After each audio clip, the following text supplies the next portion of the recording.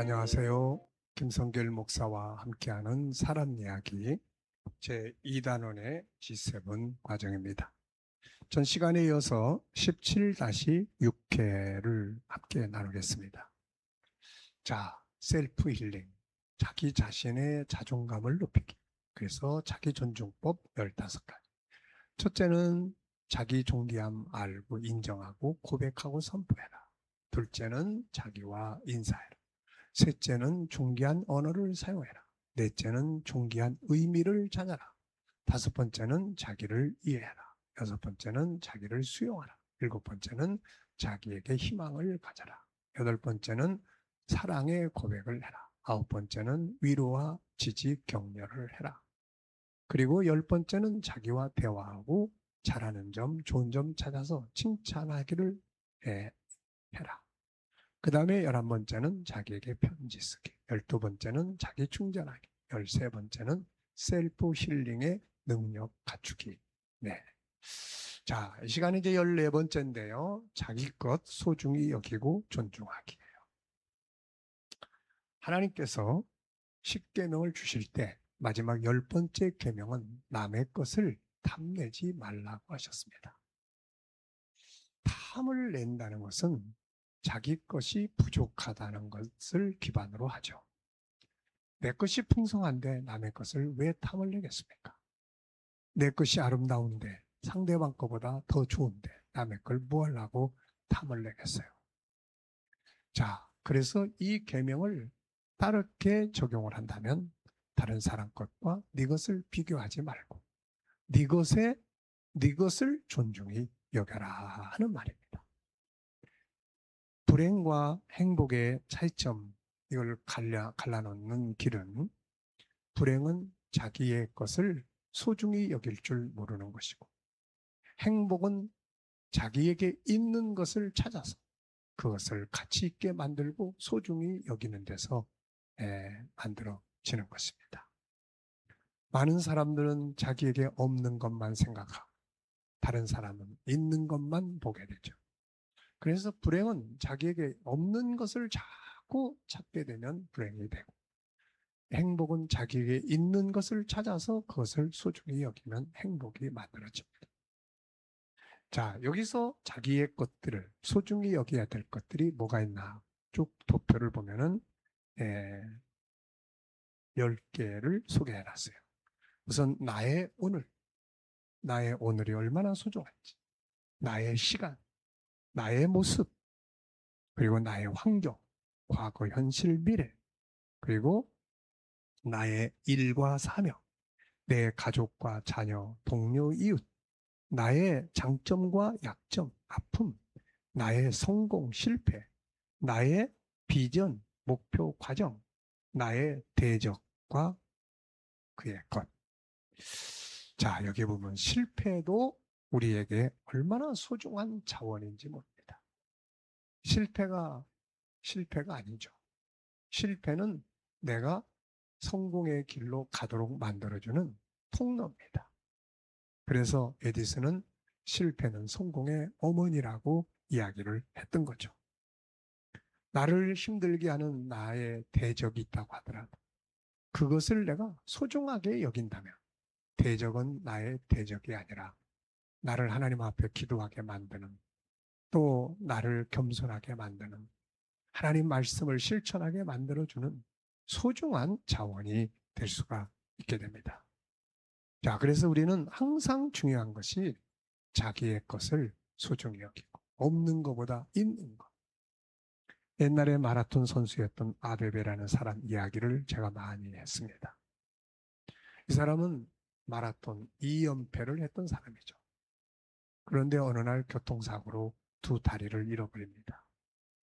이 사람은 좌절하지 않고 두 팔을 활용하는 겨울 올림픽에 출전을 해서 금메달을 땁니다. 기자들이 놀라서 이야기를 물었죠. 어떻게 당신은 마라톤 선수에서 이럴 수 있습니까? 이때 이 사람이 한 말이 그거죠. 나는 없는 사라져버린 두 다리에 관심을 두지 않고 가지고 있는 두 팔을 소중히 여겨서 이 두 팔을 훈련해서 오늘에 이르렀습니다. 이 사람이 만약에 없어져 버린 두 다리에만 관심을 두고 한숨을 쉬고 절망했다면 인생은 실패로 끝났을 거예요. 근데 이 사람은 없는 것에 집중하지 않고 있는 것에 집중을 해서 그것을 통해서 새로운 영광의 시간을 만들어 냈던 겁니다. 자, 오늘 여러분들에게는 뭐가 있는지 실패뿐이다. 그러면 그 실패를 소중히 여겨보세요. 이런 사람도 있어요. 어느 회사에서 이 사람은 결국 실패하고 나왔습니다. 근데 나와가지고 그 실패담을 자기 아는 사람들한테 가끔 한마디씩 해줬더니 이 사람들이 너무 좋아하는 거예요. 그래서 결국은 이 사람은 그것을 강의하러 다니는 전문 강사가 됐습니다. 회사에서는 실패했지만 그 실패의 경험을 소중히 여기고 갈고 닦았더니 그게 제2의 인생을 살게 만들어 주었다는 것이죠. 여러분, 내게 있는 것이 무엇이든 간에 부족하다고 생각하지 말고 그것을 개발하고 발전시켜서 그것을 새로운 성공의 자원으로 만들어 보시기 바랍니다. 그리고 이제 15번째는 행복 프로그램을 만들 수 있어야 돼요. 인간은 본래 행복하기 위해서 만들어졌습니다. 그래서 창세기 1장 28절을 보면 하나님이 창세기 1장 27절에 사람을 만드시고 나서 가장 먼저 사람에게 하신 말씀이 저희에게 복을 주어 가라사대 이렇게 기록을 하고 있습니다. 예수님이 이 땅에 오셔서 산상수훈을 가르치셨는데 그 가르침의 첫 번째 대목이 뭐냐면 복이 있는 자는 심령이 가난한 자가 복이 있나니의 말씀입니다. 성경을 마치는 요한계시록 22장에도 복 있는 자는 이 표현이 3번씩이나 등장을 하죠.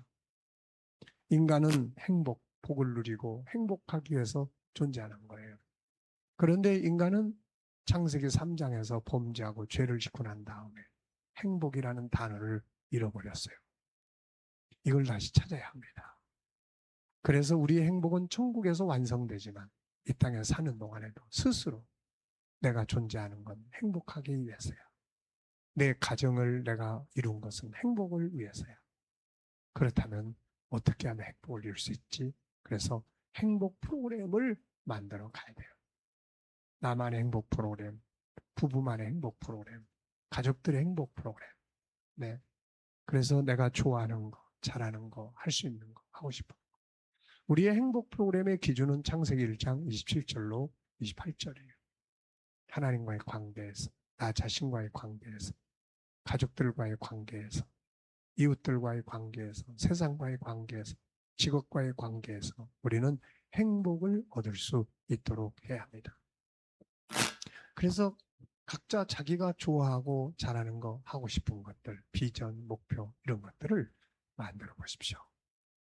내가 어떻게 할 때 기분이 좋은지, 어떻게 할 때 속상함이 사라지는지, 내가 정말 하고 싶은 것들은 뭔지, 해보고 싶은 것들은 뭐고 이런 걸 쭉 정리를 해서 나만의 행복 프로그램들을 딱 짜가지고 힘들 때 행복 프로그램을 가동을 시킨다면은 이게 치유에 큰 도움이 될 수가 있게 됩니다.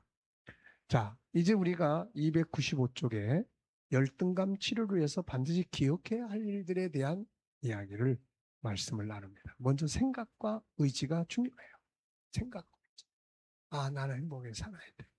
나는 이 열등감에서 벗어날 거야. 반드시 벗어날 거야. 이 의지. 두 번째는 외쳐야 합니다. 나는 본래 이런 사람이고 그래, 열등감아 물러가라. 너는 나하고 상관이 없다. 그러면서 외치는 거죠. 그 다음에는 행동으로 옮기는 겁니다. 행동. 해보는 거예요. 아무리 좋은 걸 들었어도, 좋은 약을 들었어도 그것을 마시지 않고 먹지 않으면 소용이 없는 거죠. 행동합니다.